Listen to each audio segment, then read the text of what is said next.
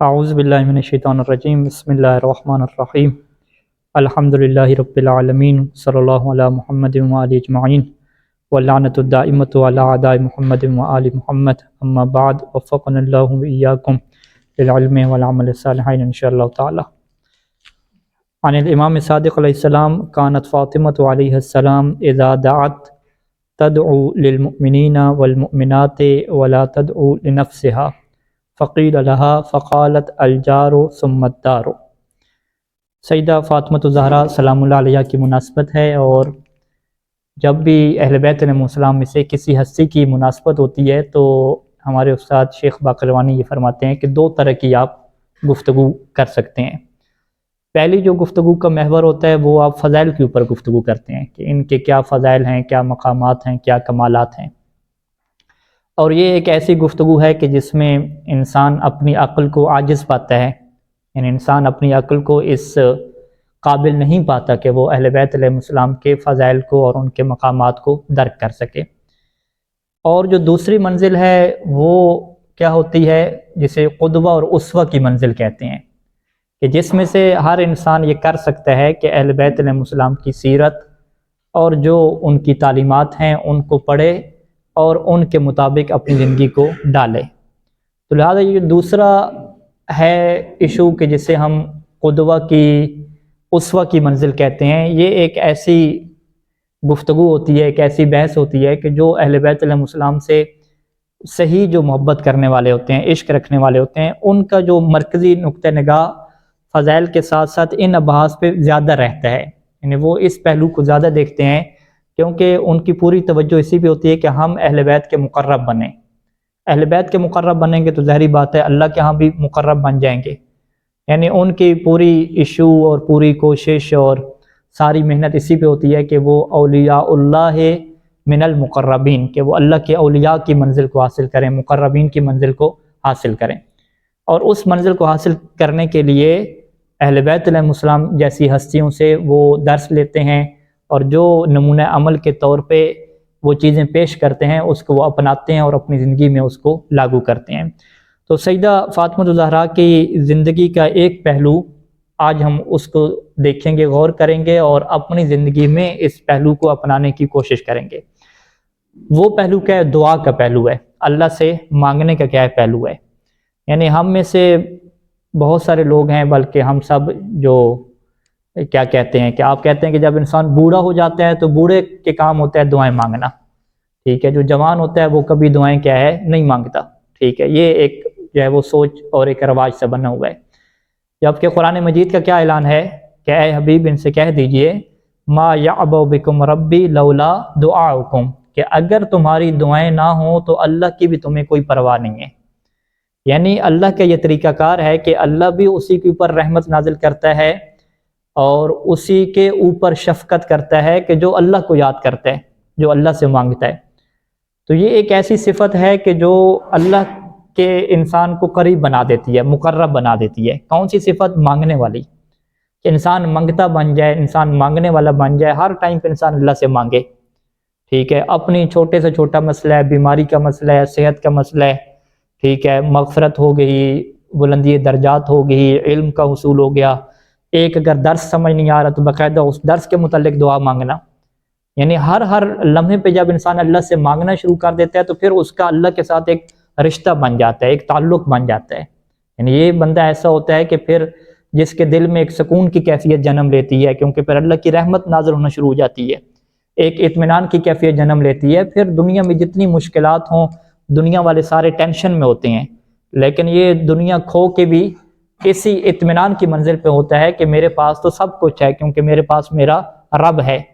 پھر وہ دنیا والوں کی طرح نہیں کہتا کہ جی میرے پاس کچھ نہیں ہے، بس اللہ ہی ہے، یعنی اللہ کو کیا رکھا؟ بالکل آخر پہ رکھا، ٹھیک ہے۔ یہ جو بندہ ہوتا ہے پھر اس کی اتنی محبت اللہ سے بڑھ جاتی ہے کہ وہ امام حسین علیہ السلام کی طرف جو منسوب ایک شعر ہے کہ ماذا وجد من فقدک، کہ جس نے تجھے کھو دیا پھر اس نے کیا پایا، اس کے پاس کیا ملا، اور جسے اے اللہ تو مل گیا اسے پھر سب کچھ مل گیا، اس نے کچھ کھویا ہی نہیں ہے۔ پھر یہ منزل آ جاتی ہے۔ اچھا، دعا کی منزل کے ساتھ ایک اور منزل جڑتی ہے جو دوسروں سے محبت کی منزل ہے، کہ انسان پھر دوسروں کے لیے کیا دعائیں مانگنا شروع کرتا ہے، ٹھیک ہے، فقط اپنے لیے نہیں بلکہ دوسروں کے لیے بھی دعائیں مانگنا شروع کرتا ہے۔ اور یہ دوسرے کے لیے دعا مانگنا جو سب سے بڑی جو انسان کے دل میں اس کا فائدہ نمودار ہوتا ہے کہ دوسروں سے انسان پھر محبت کرنے لگ جاتا ہے، کیونکہ آپ خود دیکھتے ہیں کہ والد کو والدہ کو اپنی اولاد سے محبت ہے تو وہ اپنی اولاد کے لیے دعا مانگتی ہے، انسان کو اپنے بچوں سے محبت ہے تو انسان اپنے بچوں کے لیے دعا مانگتا ہے۔ ہم آج کل کے جو والدین جوان ہیں وہ اپنے بچوں کے لیے دعا نہیں مانگتے، ان کا ٹائم نہیں ہے، ٹھیک ہے، حالانکہ روایات ہیں کہ والد کی جو دعا ہے اپنے بچے کے لیے جلدی قبول ہوتی ہے، لہذا ہر والد کو یہ چاہیے کہ اپنے بچے کے لیے ضرور دعا مانگے، اس کی صحت کے لیے، طول عمر کے لیے، اس کے علم کے لیے، فضل کے لیے، یہ ضروری ہے۔ یعنی والد اپنے بچوں کو دعا میں بالکل فراموش نہ کرے، بچے بنیادی ضرورت ہیں، کیونکہ یہ بہت ساری روایات ہیں کہ والد کی دعا جو بچے کے حق میں ہوتی ہے وہ اللہ کبھی نہیں رد کرتا، یہ ان دعاؤں میں سے ایک دعا ہے۔ یعنی والدہ کے ذکر بھی کم روایات میں نے دیکھا ہے، بلکہ میری نظر سے روایات نہیں گزری جو سرسی میں نے مطالعہ کی ہے، اس میں والد کی دعا کا کیا زیادہ ذکر ہوتا ہے کہ والد کیا دعا مانگے۔ تو اس کا مطلب کیا ہے کہ انسان کے پاس بچے آ گئے ہیں، اولاد آ گئے ہیں، پھر بھی انسان اپنے اللہ سے جڑا ہوا ہے، اپنے بچوں کے لیے مسلسل مانگ رہا ہے، اللہ سے مانگ رہا ہے۔ یہ دوسروں کے لیے دعا مانگنے کی جو صفت ہے وہ جناب زہرا کی زندگی میں ہمیں واضح طور پہ نظر آتی ہے کہ آپ جو ہے وہ باقاعدہ بہت زیادہ وقت اپنی زندگی کا، دن اور رات کا بڑا وقت اسی کام کے لیے صرف کرتی تھیں کہ مومنین کے لیے دعائیں مانگتی تھیں، مومنات کے لیے دعائیں مانگتی تھیں باقاعدہ۔ یعنی روایات میں مومنین اور مومنات دونوں ذکر امام صادق علیہ السلام نے فرمایا کہ مومنات کے لیے بھی اور مومنین کے لیے بھی، ان کا نام لے لے کر ان کی صحت کے لیے، ان کی مغفرت کے لیے، درجات کی بلندی کے لیے، آسانی کے لیے یہ دعائیں کیا ہے مانگا کرتی تھیں۔ اور وہاں پہ کچھ روایات میں یہ بات مشہور ہے کہ امام حسن علیہ السلام نے غالباً پوچھا تھا کہ آپ جو ہے وہ دوسروں کے لیے دعا مانگتی ہیں، خود کے لیے نہیں مانگتی، تو جناب زہرا کا جو مشہور جملہ ہے کہ الجارو قبل الدار ثم الدار یا قبل الدار، کہ پہلے جو ہے وہ پڑوسی ہوتے ہیں اور اس کے بعد کیا ہوتے ہیں، گھر والے ہوتے ہیں۔ یہ جو صفت ہے یہ صفت ہم سب کو اپنانے کی ضرورت ہے، ٹھیک ہے۔ اس کو اپنانے کی ضرورت کے پیچھے دو چیزیں کار فرما ہیں۔ پہلی جو چیز ہے کہ اس سے انسان کی دعا قبول ہوتی ہے، یعنی ہمارے پاس روایات میں یہ بات موجود ہے کہ اگر انسان چاہتا ہے کہ میری دعا قبول ہو تو وہ دوسرے کے لیے دعا مانگے، اپنے بھائی کے لیے۔ اپنے بھائی کے لیے جو دعا مانگے گا تو ایک فرشتہ آئے گا، وہ فرشتہ کہے گا کہ اللہ نے تمہاری دعا قبول کر لی، اور جو تو نے اس کے لیے مانگا ہے وہ فرشتہ کیا ہے اس انسان کے لیے مانگتا ہے۔ یعنی یہ ایک روایت ہے، اس روایت میں اللہ تعالیٰ نے یہ فرمایا، حضرت موسیٰ علیہ السلام سے ہے،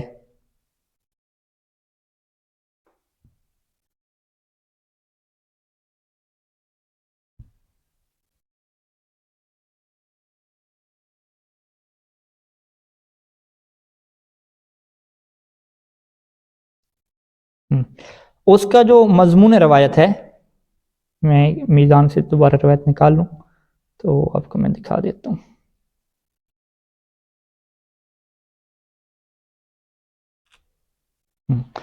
یا موسیٰ ادعونی علی لسان لم تعصنی بہی، کہ مجھ سے تم دعا مانگو لیکن ایسی زبان کے ذریعے سے دعا مجھ سے مانگو کہ جس زبان نے میری معصیت نہ کی ہو، ٹھیک ہے۔ یعنی مجھ سے دعا مانگو لیکن زبان کون سی یوز کرو، وہ زبان استعمال کرنی ہے دعا مانگنے کے لیے کہ جس نے معصیت نہ کی ہو۔ تو حضرت موسیٰ نے پوچھا کہ ان لی بذالک، یہ کیسے ہوگا؟ فرمایا کہ ادعونی علی لسان غیرک، مجھ سے دعا مانگو دوسرے کی زبان پہ۔ یعنی اسی مفہوم کی روایات کیا ہیں کہ جب انسان دوسروں کے لیے دعا مانگتا ہے تو اب جب دوسروں کے لیے دعا مانگتا ہے تو درمیان میں ایک فرشتہ آتا ہے، فرشتے آتے ہیں، تو فرشتے وہی دعا اس انسان کے لیے مانگنا شروع کر دیتے ہیں، اور یوں اس دعا کو کیا ملتا ہے، شرف قبولیت ملتا ہے۔ امام باقر علیہ السلام سے یہ روایت ہے کہ اسرع الدعاء نجحا للاجابت دعاء الاخ لاخیہ بظاہر الغیب، کہ سب سے جو تیز دعا ہے کامیاب قبولیت والی وہ کون سی دعا ہے کہ جب ایک بھائی اپنے بھائی کے لیے دعا مانگتا ہے غیب میں، اسے بتاتا نہیں ہے، غیب میں دعا مانگتا ہے، یبدأ بالدعاء لاخیہ، جب وہ اپنے بھائی کی دعا مانگنے کا آغاز ہی کرتا ہے، فیقول له ملک موکل بہ، تو ایک فرشتہ جو اس کے لیے مقرر کیا گیا ہے وہ کیا کہتا ہے، آمین، وہ آمین کہتا ہے، اور پھر کیا کہتا ہے وَلَكَ مِثْلَهُ، اور کہتا ہے کہ تمہارے لیے بھی اسی طرح کی کیا دعا ہے۔ تو فرشتے کیا ہو گئے ہیں؟ انسان کے لیے دعا مانگنے میں شریک ہو گئے ہیں۔ تو یہ وہ طریقہ کار ہے کہ جس سے انسان اپنے لیے دعاؤں کو قبول کروا سکتا ہے، کہ انسان کو فرض کریں مالی مشکلات ہے تو انسان اپنے بھائیوں میں سے دیکھے کہ بھئی اس کی مالی مشکلات ہیں، تو انسان اس کے لیے دعا مانگے کہ اے اللہ اس کی مالی مشکلات کو آسان فرما، اسے صحت دے، اسے علم دے، اس کو جو ہے وہ اور جو مشکلات ہیں اس کی زندگی کا حل کر، باقاعدہ اس کا نام لے کے اس کے لیے دعائیں مانگنا شروع کر دے۔ تو جتنی دعائیں انسان اس کے لیے مانگتا رہے گا، وہ فرشتہ وہی دعائیں اس کے لیے مانگتا رہے گا، اور یوں انسان اپنے لیے ایک ایسی زبان سے دعا جو ہے وہ مانگے گا کہ جس زبان نے کبھی معصیت نہیں کی ہوتی، کیونکہ فرشتوں نے کبھی بھی معصیت نہیں کی، قرآن کی نص اس کے اوپر موجود ہے کہ وہ فرشتے کبھی بھی اللہ کی معصیت نہیں کرتے۔ لہٰذا امام نے السلام فرمایا کہ یہ دعا ایسی ہوتی ہے کہ جو جلدی کیا ہوتی ہے؟ قبول ہوتی ہے۔ اس دعا کا یہ پہلا فائدہ ہوتا ہے۔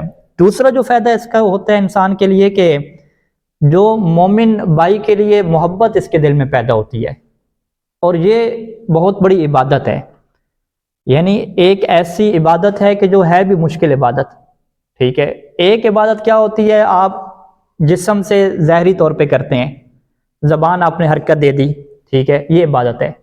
ایک عبادت کیا ہے کہ آپ کے جو دل کے جذبات ہیں نا وہ تبدیل ہو جاتے ہیں، یعنی اندر آپ کا چینج ہوتا ہے، تبدیل ہوتا ہے۔ اندر کیسے چینج ہوتا ہے کہ آپ کے دل کے اندر دوسروں کے لیے محبت پیدا ہونا شروع ہو جائے، آپ دوسروں کے فین بننے لگ جائیں، نہیں کہتے میرا فین ہو گیا، یعنی آپ اپنے بھائی کے فین بننے لگ جائیں کہ آپ کو اس سے محبت ہونے لگ جائے۔ یہ ایک طریقہ کار ہے۔ اس سے کیا کہتے ہیں؟ تولی اور تبری، جیسے تولا تبرہ پڑھا جاتا ہے فروع دین میں ہے، یعنی تولا تبرہ فروع دین میں رکھا نا، اصول دین میں تو نہیں ہے۔ اصول دین میں تو ہم نے امام کو معصوم ماننا ہے، امامت ہے۔ تولی تبری کی کیا تعریف ہوتی ہے کہ اہل بیت سے بھی محبت رکھنی ہے، جو اہل بیت سے چاہنے والے ہیں مومنین ان سے بھی محبت رکھنی ہے، جو ان کے دشمن ہیں ان سے کیا دل میں نفرت رکھنی ہے۔ تو یہ محبت اور نفرت کیسے پیدا ہوتی ہے؟ اہل اطاعت سے۔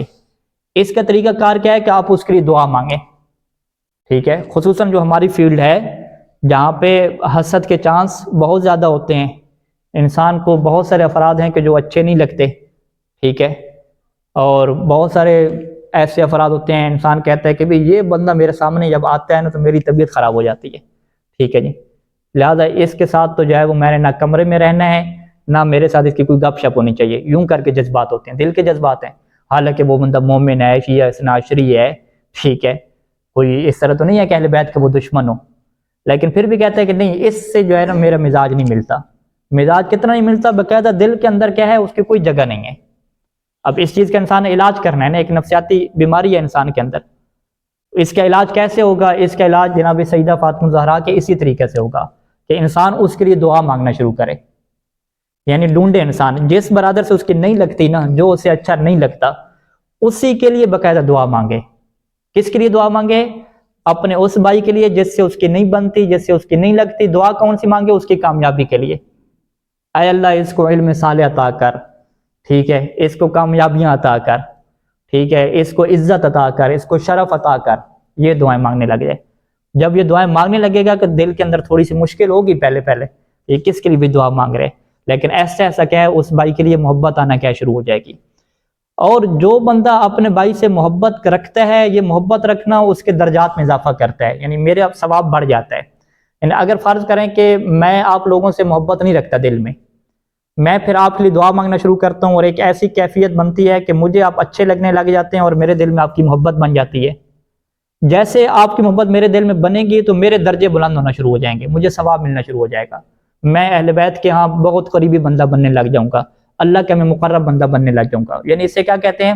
وہ عبادت جس میں آپ نے کچھ کرنی نہیں ہے، دل کی حالت کو کیا چینج کرنا ہے، اور اس کو کیا کہتے ہیں؟ الحب فی اللہ البغض للہ کہتے ہیں۔ اور یہ ایک ایسی عبادت ہے کہ جو افضل ترین عبادت ہے، اور اسی عبادت کو اللہ نے یہ کہا ہے کہ یہ عبادت خالص میرے لیے ہے۔ امام باقر علیہ السلام اور امام صادق علیہ السلام سے یہ روایات ہیں، ایک دو روایات آپ کی خدمت میں، یعنی امام باقر علیہ السلام سے یہ روایت ہے کہ اذا اردت ان تعلم ان فیک خیرا، کہ جب تمہارا یہ ارادہ ہو کہ تم یہ دیکھو کہ کیا تمہارے اندر کوئی خیر ہے، ٹھیک، انسان خود کو دیکھے نا کہ کیا میں اچھا بندہ ہوں، میرے اندر کوئی اچھی بات ہے، اچھی خیر ہے، تو امام نے کیا فرمایا کہ فانظر الی قلبک، تم اپنے دل کی طرف دیکھو، اپنے دل کی حالت کو چیک کرو. فَإِنْ كَانَ يُحِبُّ أَهْلَ طَاعَةِ اللَّهِ، اگر وہ دل ایسا ہے کہ جو ان سے محبت رکھتا ہے کہ جو اللہ کے اطاعت گزار بندے ہیں. وَيُبْغِضُ أَهْلَ مَعْصِيَتِهِ، اور جو اللہ کی معصیت کرنے والے ہیں ان سے نفرت کرتا ہے. تو فَفِيكَ خَيْرٌ، تو تم سمجھ لو کہ تمہارے اندر کیا خیر ہے. اور ہوگا کیا اس سے؟ وَاللَّهُ يُحِبُّكَ، اللہ تم سے محبت کرنے لگ جائے گا. اب اللہ جس سے محبت کرنے لگ جائے تو اس کی زندگی سنور جاتی ہے، سکون اور حیات طیبہ کیا اسے مل جاتی ہے. وَإِنْ كَانَ يُبْغِضُ أَهْلَ طَاعَةِ اللَّهِ وَيُحِبُّ أَهْلَ مَعْصِيَتِهِ فَلَيْسَ لَكَ فِيكَ خَيْرٌ. اور اگر صورتحال برعکس ہو کہ تم جو ہے وہ اہل اطاعت سے محبت نہ رکھتے ہو، نفرت رکھتے ہو، مومن ہے، شیعہ اثنا عشری ہے، متقی ہے، لیکن تمہارے دل میں اس کے لیے نفرت ہے، تم کہتے ہو اس سے تو بالکل بنتی نہیں ہے نا میری، ٹھیک ہے. اور محبت کس کے لیے ہے؟ اہل معصیت کے لیے محبت ہے. تو پھر سمجھ لو کہ تمہارے اندر کوئی خیر نہیں ہے. واللہ یبغضک، اور اللہ تم سے نفرت کرے گا. پھر قانون کیا دیا کہ والمرء مع من احب، کہ انسان اسی کے ساتھ اٹھے گا، اسی کے ساتھ ہوگا کہ جس کے ساتھ وہ محبت کرتا ہوگا. یعنی یہ کتنی مشکل منزل ہے کہ انسان اپنے دل کی کیفیت کو تبدیل کرے.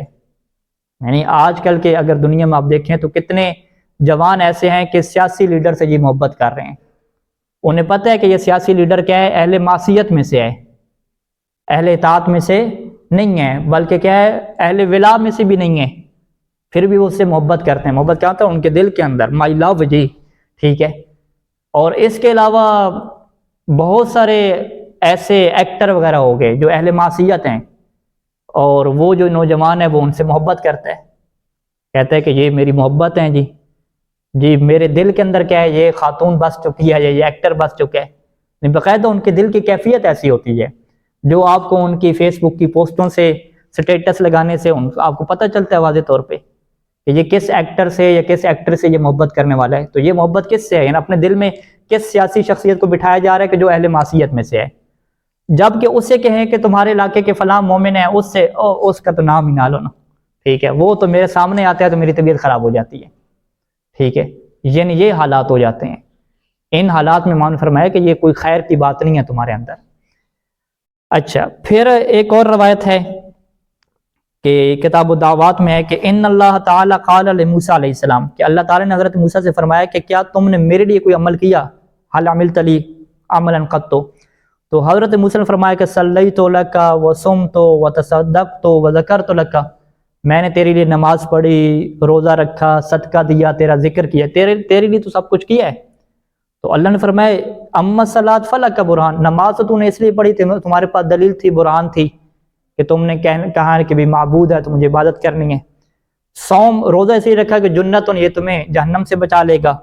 صدقہ اس لیے رکھا کہ ذلن، یہ تمہارے اوپر سایہ بن جائے گا محشر کے میدان میں. اور ذکر اس لیے کیا کہ یہ تمہارے لیے نور بن جائے گا. فَأَيُّ عَمَلٍ عَمِلْتَ لِي، کون سا عمل ہے جو میرے لیے خالص کیا؟ تمہیں کسی نور کی، جہنم سے بچنے کی، کسی چیز کی ضرورت نہیں تھی، وہ عمل تھا ہی میرے لیے. تو موسیٰ علیہ السلام نے فرمایا کہ دلنی علی العمل، اے اللہ مجھے وہ عمل بتا کہ جو فقط تیرے لیے ہوتا ہے. تو حضرت موسیٰ سے پھر اللہ نے یہ فرمایا کہ حل والیت لی ولیا، کیا تو نے میرے لیے کسی سے محبت کی؟ وحل اعدیت لی عدوا، کیا تو میرے لیے کسی سے دشمنی کرتا ہے؟ تو پھر حضرت موسیٰ فرماتے ہیں کہ اب مجھے پتہ چل گیا کہ افضل الاعمال الحب فی اللہ والبغض فی اللہ، کہ سب سے جو افضل عمل جو اللہ اپنے لیے فقط قرار دیتا ہے وہ اللہ کی خاطر کسی سے محبت رکھنا اور اللہ کی خاطر کسی سے نفرت رکھنا ہے. اور یہ اتنی بڑی عبادت ہے کہ یہاں پہ ایک اور روایت ہے امام صادق علیہ السلام سے، الکافی میں بھی ہے، المحاسن میں بھی ہے، کہ ملتقى مؤمنان قط، کہ دو مومن جب آپس سے ملتے ہیں تو ان میں سے افضل کون ہوتا ہے؟ ٹھیک ہے، آج ہم سب کو خود چیک کریں کہ ہم میں سے مثلا میں اس کی نسبت سے افضل ہوں یا افضل نہیں ہوں. تو امام نے ایک معیار دیا کہ کان افضلہما اشدہما حبا لاخیہ، کہ ان میں سے افضل وہ ہوگا کہ جو اپنے بھائی سے اس سے زیادہ محبت رکھتا ہوگا.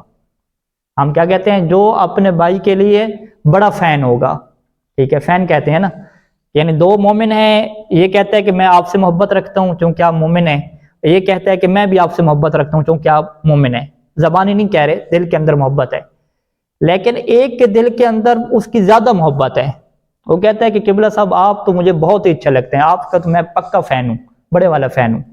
اب یہ قبلہ صاحب خوش ہو رہے ہیں کہ ماشاءاللہ جی یہ مومن جو ہے نا میرے بڑے بڑے فین ہیں، لیکن یہاں پہ قبلہ صاحب افضل نہیں ہوں گے۔ چھٹے امام کیا فرما رہے ہیں کہ وہ مومن افضل ہوگا جو آپ سے بڑھ کے محبت رکھتا ہے، ٹھیک ہے؟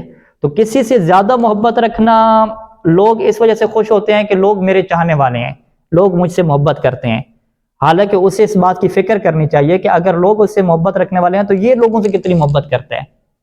کہیں ایسا تو نہیں ہے کہ وہ محبت میں اس کی محبت سے بڑھ گئے ہیں، وہ اس سے زیادہ محبت رکھ رہے ہیں۔ اگر وہ اس سے زیادہ محبت رکھ رہے ہیں تو پھر وہ افضل ہوگے نا۔ کس کے ہاں افضل ہوگے؟ امام صادق علیہ السلام کے ہاں، اہل بیت کے ہاں۔ دنیا والوں کی نگاہ میں تو آپ افضل ہوگے نا، کیونکہ آپ سے لوگ زیادہ محبت کرتے ہیں، لیکن اہل بیت کی نگاہ میں جو آپ سے زیادہ محبت کر رہے ہیں وہ افضل ہے، نہ کہ آپ کے ہاں افضل ہیں۔ تو یہ ایک افضل عبادت ہے، اور یہ عبادت ہم تبھی اپنے اندر حاصل کر سکتے ہیں کہ جب ہم جناب زہرا سلام اللہ علیہ کے طریقے کو اپنائیں اور دوسروں کے لیے دعائیں مانگیں۔ تو خلاصہ کلام کیا ہوا کہ دعا کو ہم نے چھوڑ دیا، دعا مانگنے کو، اس کا نتیجہ کیا نکلا کہ اللہ نے ہمیں بلا دیا، ٹھیک ہے؟ وَلَا تَكُونُوا كَالَّذِينَ، ان لوگوں کی طرح نہ ہو جاؤ کہ جنہوں نے اللہ کو بلا دیا پھر اللہ نے ان کو بلا دیا، اور مومنین کی طرح ہو جاؤ، اور مومنین کون ہوتے ہیں؟ اشد حبا للہ، جو اللہ سے شدید محبت رکھتے ہیں، اور محبت کے تقاضے کیا ہیں کہ پھر وہ اللہ سے مانگتے رہتے ہیں، اللہ سے گفتگو کرتے رہتے ہیں، مانگتے رہتے ہیں۔ پہلے نمبر پہ ہم نے دعاؤں میں اپنے بچوں کو، مومنین کو، اپنے آپ کو مسلسل مانگنا ہے، اور دوسرے نمبر پہ دوسروں کے لیے دعا ضرور کرنی ہے۔ دوسروں کے لیے دعا کرنے کے دو فائدے ہیں۔ پہلا فائدہ کیا ہے کہ وہ دعا جلدی قبول ہو جاتی ہے، کیونکہ پھر وہ دعا ایسی زبان پہ جاری ہوتی ہے کہ جس زبان نے معصیت نہیں کی۔ اور دوسرا فائدہ اس کا کیا ہوتا ہے کہ جو مومنین کے لیے عبادت قرار دی گئی ہے کہ وہ اہل اطاعت سے اور مومنین سے محبت رکھے، تو یہ انسان کے دل کی محبت کیا پیدا ہونا شروع ہوتی ہے۔ تو دل خام خواہ کسی سے محبت نہیں کرتے، انسان کو خود اس کو سمجھانا پڑتا ہے، اس کو قائل کرنا پڑتا ہے۔ تو یہ قائل کرنے کے کیا طریقہ ہے کہ انسان اس کی بھلائی کے لیے، اس کے کمالات کے لیے کیا ہے، دعائیں مانگنا شروع ہو جائے۔ اللہ تعالیٰ آپ سب لوگوں کو کامیاب فرمائے، سب لوگوں کو علم اور عمل صالح عطا فرمائے، میری اور آپ سب کی توفیقات خیر میں اضافہ فرمائے، اور ہم سب کو سیدہ فاطمہ الزہرا سلام اللہ علیہا کی شفاعت نصیب فرمائے۔ اللہم صلی علی محمد و آل محمد۔